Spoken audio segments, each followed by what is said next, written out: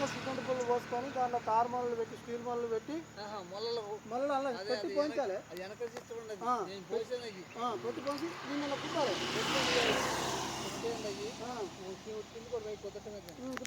అల్లిపాయలు కూడా పోసాను. అప్పుడంతా ఫస్ట్ టైం ఇప్పుడు చూడలేదు ఇది. మేస్త్రికి అప్పుడు 50 రూపాయలు కూలి, అన్నం పెట్టి 50 రూపాయలు ఇచ్చేది. 300 పడుతుంది. అయినా పర్లేదు, 300 పడితే పర్లేదు.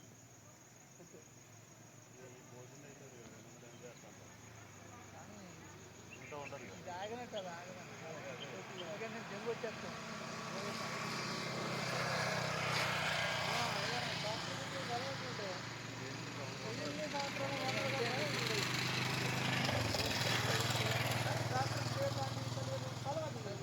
అదైతే 4 సంవత్సరాలు అది పోకుండా బుట్ట కట్టుకోండి మనం.